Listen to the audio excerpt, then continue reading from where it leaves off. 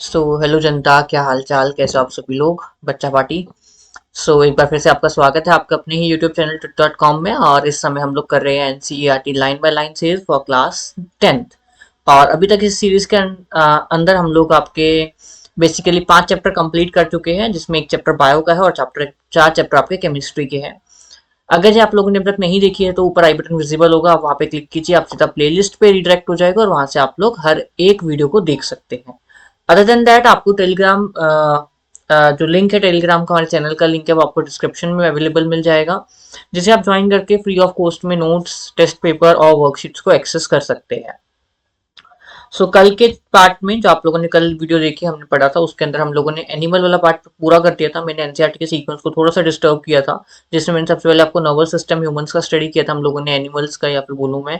उस पर हम लोगों ने सीधा हार्मोनल सिस्टम एनिमल्स का स्टडी किया था। मैंने प्लांट वाला चैप्टर बीच में स्किप किया था पार्ट, क्योंकि मेरे को लगता है कि पहले ह्यूमंस का पूरा पढ़ना चाहिए, उसके बाद हम प्लांट्स पे जाएं तो ज़्यादा बेटर रहेगा। तो इसलिए आज मैं आपको प्लांट्स के बारे में पढ़ाऊंगा, and with this we will be going to end our chapter today.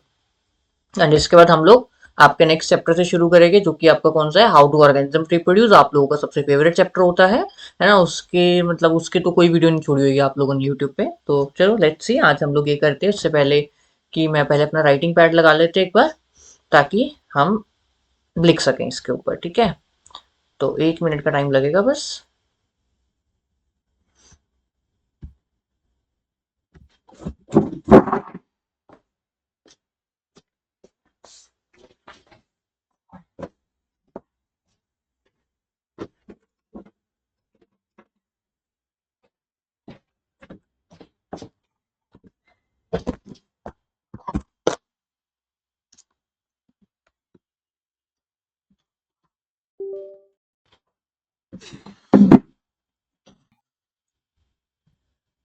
हाँ जी, we have coordination in plant, ठीक है। प्लांट के पास कोई नर्व टिश्यू नहीं होता, स्पेशलाइज्ड टिश्यू नहीं है कोई प्लांट के पास, है ना। प्लांट के पास कोई ब्रेन नहीं है, कोई स्पाइनल कोड नहीं है, still there is a coordination in plant. आपने देखा होगा कि प्लांट भी अपने आसपास के एनवायरनमेंट के अकॉर्डिंग रिएक्ट करते हैं। तो लेट अस स्टडी वो कैसे रिएक्ट कर पाते हैं। Animal have a nervous system for controlling and coordinating the activity of body, but plant have neither a nervous system nor muscle. So how do they respond to stimuli? When we touch the leaf of Chui, the Musa pudica plant, और sensitive और touch me not plant, they bring to fold up and droop. Droop का मतलब होता है थोड़ा सा, like ऐसे कहते हैं ना कि मटेरियल सा इंसान है जिस वीक है पूरा, जैसे कि आप फीवर होता है तो आप ऐसा लगता है कि आपके अंदर एनर्जी नहीं है। तो वैसे ही प्लांट जब अपनी बेसिकली किसी डिफरेंट पार्ट्स ऑफ अपने ऑर्गन को, ड्रूप का मतलब होता है कि हल्का कर देना एक तरह से, लाइक कहते हैं ना कि मुरझा गया है। सिंपल टर्म्स में बोलो तो ड्रूप का मतलब होता है मुरझाना। When a seed germinates, the root goes down, the stem come out into the air. What happens? Firstly, the leaves of the sensitive plant move quickly in response to touch. There is no growth involved in this movement. On the other hand, the directional movement of seedling is caused by growth. So there are two types of movement जो कि हमारे plants के अंदर देखी जाती है. One is dependent on growth, another one is independent of growth. So one which is independent of growth is called nestic movement. Nestic movement, जैसे अभी आपने टच मी नॉट प्लांट का एग्जांपल देखा, मोसा प्यूडिका का, ठीक है। विनस फ्राई टाइप होता है इसके अलावा इसका एग्जांपल। जबकि जो ऐसी मूवमेंट जो कि ग्रोथ के ऊपर डिपेंड करती है, मतलब जिसमें जो ऐसी मूवमेंट होगी जिससे ग्रोथ भी हो रही होगी, that is called trophic movements,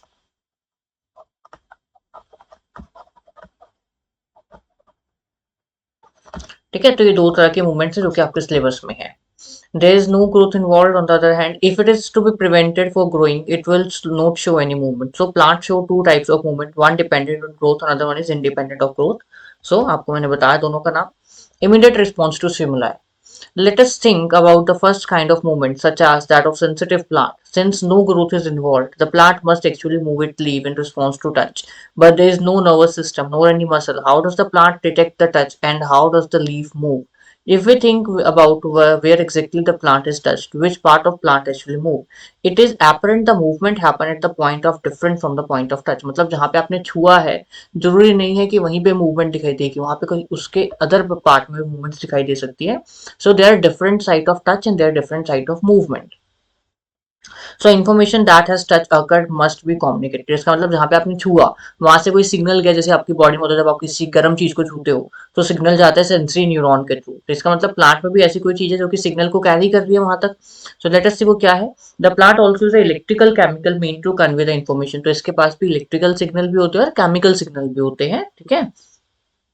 but unlike in animal, हमारी तरह नहीं होते, but there is no specialised tissue in plant for conduction of information. Finally, again, in as in animal, some cell must change shape in order to movement to happen. Instead of the specialized protein found in animal muscle cell, plant change shape by changing the amount of water. This is on the basis of turgidity, या फिर आप कह सकते हो osmosis के ऊपर ही depend करता है सारा। ऑस्मोसिस और टर्गर प्रेशर होता है, ठीक है। ये दो चीजें होती है जिसके ऊपर सारा कुछ मूवमेंट्स ऑफ प्लांट डिपेंड करता है। ऑस्मोटिक बैलेंस होता है, ऑस्मोटिक प्रेशर होता है, कंसंट्रेशन होती है, प्रेशर ग्रेडियंट होता है। आप लोगों ने ट्रांसपीरेशन पे पढ़ा था, है ना, जो ट्रांसपीरेशन पुल आप लोगों ने पढ़ा था कि नीचे कंसंट्रेशन ज्यादा होती है पानी की, ऊपर वाले पार्ट पे कम होती है तो पानी ऊपर चले जाता है। इन सेम वे यहाँ पे मूवमेंट्स जो होती है वो आपने पढ़ा है 9th क्लास में, प्लाज्मोलिसिस पढ़ा है आप लोगों ने, प्लाज्मोलाइज्ड सेल पढ़ा है आपने, फ्लेसिड सेल पढ़ा है ना, आप लोगों ने टर्गर सेल पढ़ा है। तो वो सारी जो शेप चेंज होती है ना उसके बेसिस पे मूवमेंट्स दिखाई देती है प्लांट के अंदर, रिजल्टिंग द स्वेलिंग और श्रिंकिंग, ठीक है। स्वेलिंग का मतलब होता है आपका turgor cell, this is called turgor, और श्रिंकिंग होती है प्लाज्मोलाइज्ड, प्लाज्मोलिसिस कर लो या फिर प्लाज्मोलाइज्ड सेल बोलते हैं। And therefore in changing the shape, ठीक है। तो नीचे आपको एग्जांपल दे रखा है चुईमी प्लांट का, that is touch me not plant है, ठीक है। इसे आप टच करोगे तो इसकी पूरी लीव्स होती है वो ड्रूप हो जाती है, पैक हो जाती है। मूवमेंट ड्यू टू ग्रोथ, अभी जो आपने मूवमेंट दी थी वो नेस्टिक मूवमेंट थी, इंडिपेंडेंट मूवमेंट थी ग्रोथ से। अब डिपेंडेंट पड़ेगा हम लोग। Some plants like pea plant climb up other plant और fence because by the mean of tendrils. तो these are the modification basically, ये स्टेम में कुछ मॉडिफिकेशन होती है जिसकी वजह से प्लांट किसी दूसरे प्लांट के ऊपर कॉइल कर पाता है। ये बेसिकली सपोर्ट के लिए होती है। These tendrils are sensitive to touch. When they come in contact with any sport, the part of the tendril in the contact with the object doesn't grow as rapidly as the part of tendril away from the object, ठीक है। तो जो tendril दूर होता है object से, जिसके साथ वो क्लाइंब कर रहा है, वो जल्दी ग्रो होगा, जबकि जो टेंड्रिल है जो बिल्कुल साथ में उसके कांटेक्ट में है वो जल्दी ग्रो नहीं करेगा, ठीक है। Most commonly, plant respond to stimuli slowly by growing in a particular direction because this growth is directional. It appears as if the plant is moving. Let us understand this type of movement with the help of example. तो यहाँ पे इन्होंने क्या किया, एक plant लिया, plant को उन लोगों ने कॉनिकल फ्लास्क में रखा हुआ है।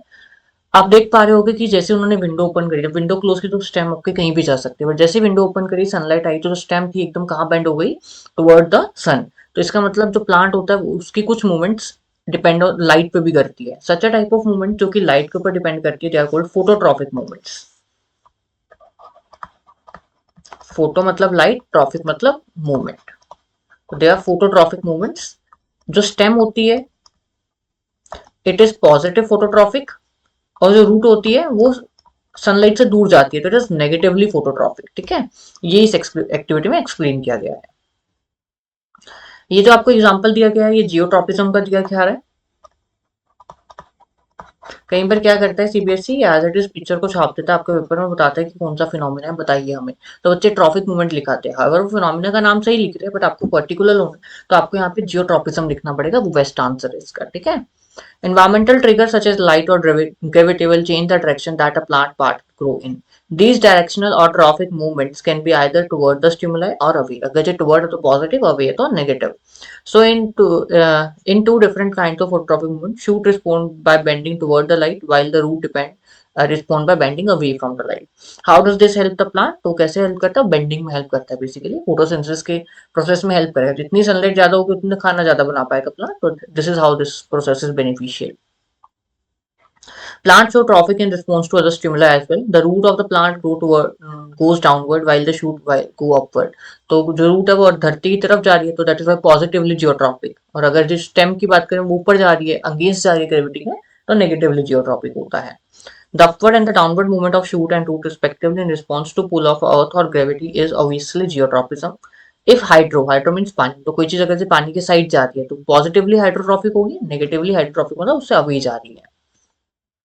कीमो मतलब केमिकल, तो अगर कोई चीज केमिकल आपने कोई डाला और उसकी तो टुवर्ड जा रही है तो दैट इज पॉजिटिवली कीमोट्रॉपिक, अगर जिसका अगेंस्ट जाए तो negatively. Can we think an example of the kind of directional growth movement? तो अगर मैं आपको कीमोट्रॉपिज्म का एग्जांपल बताऊं तो कीमोट्रॉपिज्म का एग्जांपल होता है आपकी growth of pollen tube. Growth of pollen tube, ठीक है। इसको हम लोग जब डबल फर्टिलाइजेशन पढ़ेगा आपके नेक्स्ट चैप्टर में, वहां पे आपको समझाऊंगा मैं इसे। But this is the best example जो आप दे सकते हो कीमोट्रॉपिज्म के लिए, और इसमें बोर्ड भी पूछता है एग्जांपल। कई बार कीमोट्रॉपिज्म का एग्जांपल होता है तो बोर्ड इस पे पूछता है क्वेश्चन, ठीक है। One example of chemotropism is the growth of pollen tube toward the ovule, and which we learn more when we examine the reproductive processes of the living organism. मतलब next chapter.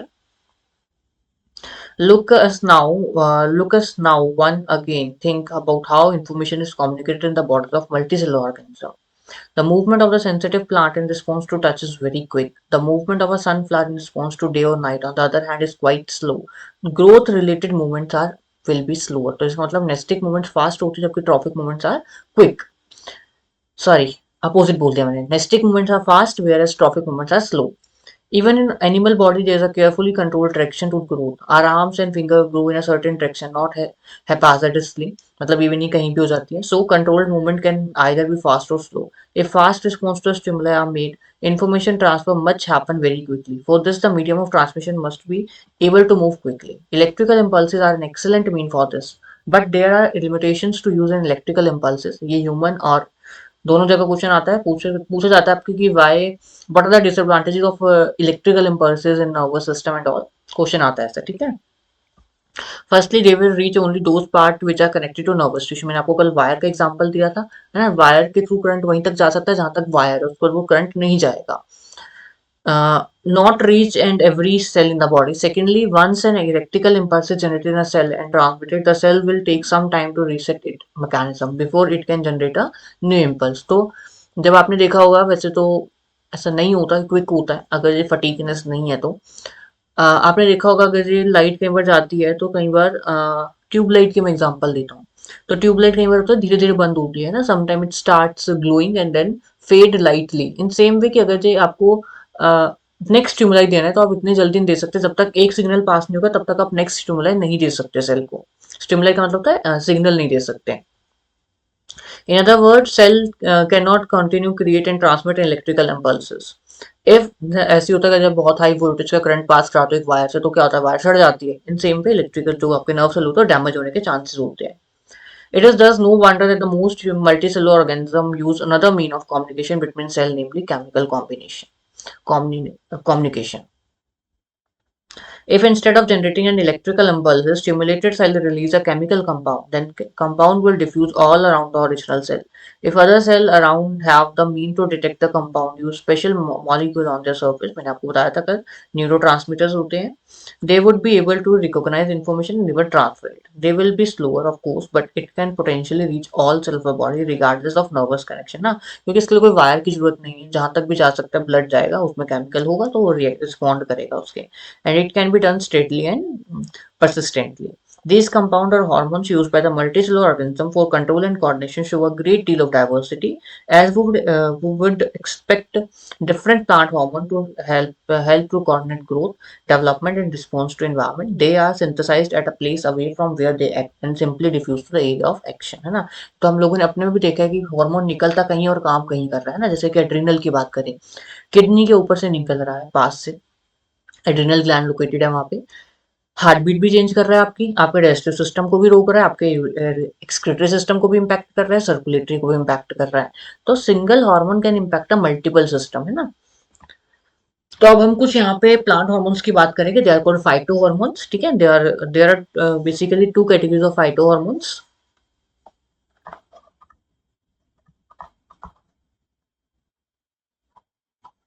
दो category कौन कौन सी होती है? एक होता है promoter जो कि ग्रोथ करवाने में हेल्प करेगी, एक होता है इनिबिटर जो कि ग्रोथ को रोकने में हेल्प करेगी, ठीक है। दोनों का रोल बहुत इंपॉर्टेंट है प्लांट की लाइफ में। प्रमोटर की बात करें, आपने तीन पढ़ने हैं, ल्यूक्सिन, देन आप लोगों ने पढ़ना है जिब्रालिक एसिड, और आप लोगों ने पढ़ना है साइटोकाइनिन। इनिबिटर की बात करूं, आप लोगों ने पढ़ना है एब्सिसिक एसिड। ABA कहते हैं इसे हम। एक और होता है इसके अलावा इथाइलिन, जिसके ऊपर क्वेश्चन आ सकता है, ठीक है, बट नहीं भी आया, और अगर जो उन्होंने राइटर शॉर्टनर ने प्लांट हार्मोन बोला तो आप ये लिख सकते हो, ये इंपॉर्टेंट होता है। Ethylene work as some time promoter some time inhibitor, ठीक है, तो ये ड्यूअल फंक्शन दिखाता है बेसिकली। ये दोगला इंसान है, ठीक है, बीच का बंदा है, तो इट कैन बी इनिबिटर और at the same time it can be promoter, ठीक है। सो यूक्सिन का काम होता है आपकी बेसिकली स्टेम की बेंडिंग कराना, ठीक है। यूक्सिन सपोज आपकी जो स्टेम है, दिस इज अ स्टेम, अगर जो आपका यूक्सिन यहाँ पे डिपॉजिट हो रहा है तो आपकी स्टेम इस साइड बेंड हो जाएगी, मतलब जहां पे भी बेंडिंग हो रही है उसके अपोजिट आपका यूक्सिन डिपॉजिट होता है। यूक्सिन का और काम होता है ग्रोथ करवाने में, जो आपकी हॉरिजॉन्टल ग्रोथ होती है वो इसकी वजह से होती है, बर्ड्स की जो ग्रोथ होती है वो इसकी वजह से होती है, ठीक है। उसके बाद हम पढ़ेंगे जिब्रालिक एसिड। जिब्रालिक का काम होता है हाइट इंक्रीज कराना प्लांट की, मतलब इंटरनोडल लेंथ को इंक्रीज कराना, जैसे कि शुगर केन होता है, अगर शुगर केन में इंटरनोडल लेंथ को इंक्रीज करा दे। इंटरनोड क्या होते हैं, आपने शुगर केन में देखा होगा तो एक सेक्शन के बाद आपको लाइन्स दिखती है। मैं गन्ने का एग्जांपल बना के दिखाता हूँ यहाँ पे।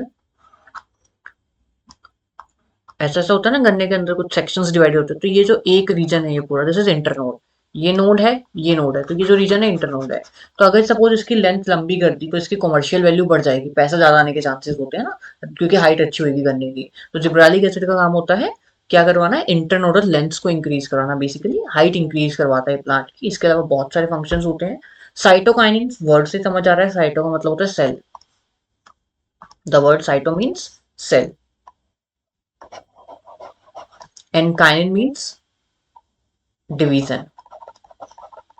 तो सेल डिवीजन में हेल्प कराता है, ये रैपिड सेल डिवाइड करता है।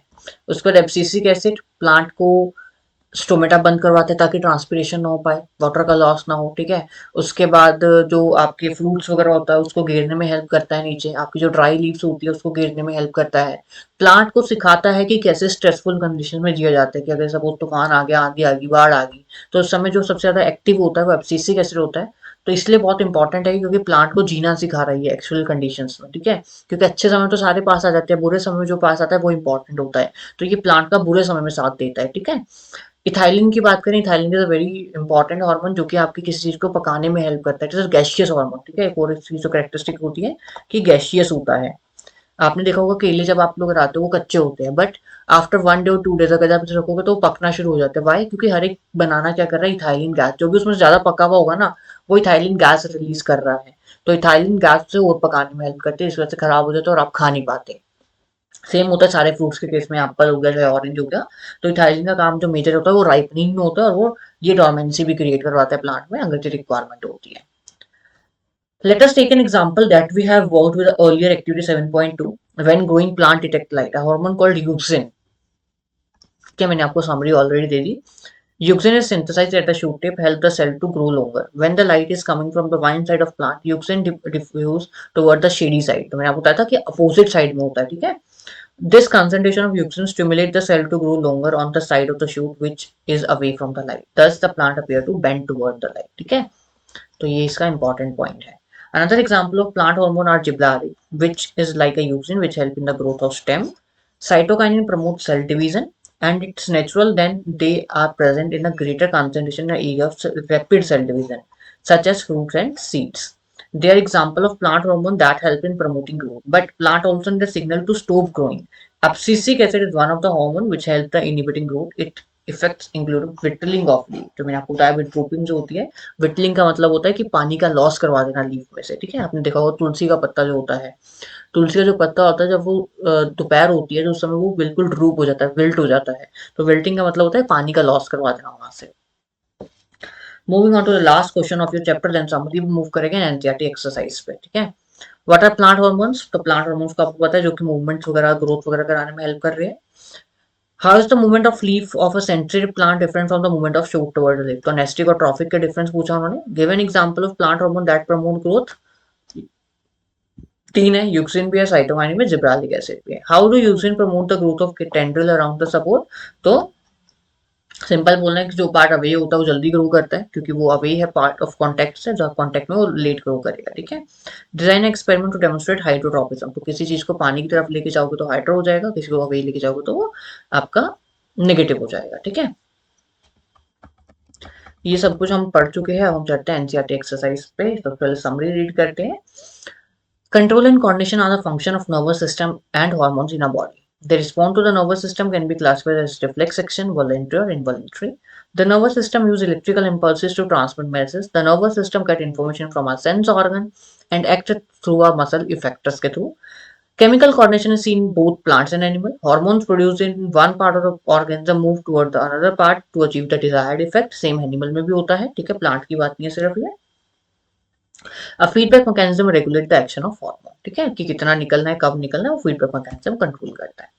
Which of the following is a plant hormone? तो प्लांट हार्मोन एक ही हो सकता है, बहुत सिंपल है, इससे सिंपल क्वेश्चन नहीं आ सकता। The gap between two neurons called synapsis. The brain is responsible for thinking भी करता है, cerebrum. Regulating the heart beat, ये आपका मेडुला करता है। बैलेंसिंग द बॉडी, सेरेब्रलम करता है। तो all of this. What is the function of receptor in a body? To carry the signal, है ना, and to make the thing respond accordingly. They think of a situation where receptor do not work properly. Will problem arise? हाँ बिल्कुल problem है कि कोई signal आ ही जा नहीं पाए तो एक विल कंडीशन ऑफ पैरालिसिस हो जाएगा एक तरह से, ठीक है। Draw the structure of neuron and explain, आप बना सकते हो, एनसीईआरटी में बिल्कुल दे रखा है। How does the phototropism occur in plant, तो आप एक्टिविटी से एक्सप्लेन करोगे। Which signal will get disrupted in case of spinal cord injury, तो आपके बेसिकली जो रिफ्लेक्स सेक्शन के सिग्नल्स होते हैं इस पर सारे मोटर सिग्नल्स जो मोटर न्यूरॉन के थ्रू जाते हैं वो आपके इंजर हो सकते हैं, ठीक है।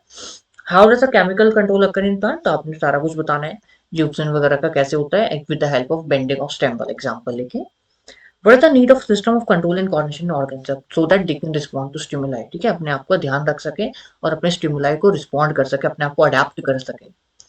How are involuntary action and reflex action different, आप बता सकते हो। उसके बाद compare and contrast nervous system and hormonal mechanism for control and coordination, तो नर्वस और हार्मोन को कंपेयर करना। नर्वस सिस्टम क्विक होता है जबकि लिमिटेड इसके साइड्स होती है, जबकि केमिकल वाला फास्ट होता है ना। उसके बाद इसके लिए नर्व सेल चाहिए, नर्व सेल नहीं है तो कंडक्शन नहीं होगी, वहां पे ब्लड चाहिए, ब्लड के थ्रू सारे मूव हो जाता है, ठीक है। नर्वस सिस्टम की रीच वहीं तक है जहां तक नर्व सेल है, जबकि हार्मोन की reach throughout the body होती है, ठीक है। उसके बाद what is the difference between the manner in which movement take place in a sensitive plant and growth in a leg, तो ये आपको बतानी है नेस्टिक मूवमेंट, ठीक है, जो कि टच वगैरह से होती है, और ये आपको पूरा इफेक्टर और वो होगा, पूरा रिफ्लेक्स सेक्शन वाला ट्रैक बनेगा यहाँ पे, ठीक है। पहले सेंस जाए, पहले सिग्नल जाएगा, देन उसे प्रोसेस किया जाएगा रिले इन मोटर न्यूरॉन के अंदर, देन मोटर न्यूरॉन से वापस जाएगा, इफेक्टर उस पर इफेक्ट करेगा, और यहाँ पे कौन सी मसल होती है, हैमस्ट्रिंग मसल होती है, मैंने आपको कल भी बताया था, ठीक है। तो आपकी बुक में दे रखा है आपका हॉट पैन वाला एग्जाम्पल, मूवमेंट ऑफ लेग भी रिफ्लेक्स सेक्शन ही होता है एक तरह से, ठीक है। So this is all about your chapter.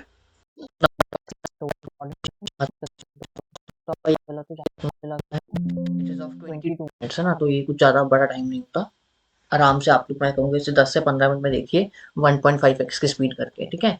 सो मिलते हैं हम लोग नेक्स्ट चैप्टर के साथ, हाउ टू ऑर्गेनिज्म रिप्रोड्यूस, आपका फेवरेट चैप्टर होता है वो, है ना, उसमें तो आपको अलग ही नज़ारे आते हैं, तो पढ़ेंगे हम लोग, ठीक है। एंड अगर आप लोगों ने अभी तक सब्सक्राइब नहीं किया हमारे चैनल को सब्सक्राइब कीजिए, इस वीडियो को लाइक कीजिए एंड शेयर कर दीजिए। Thank you.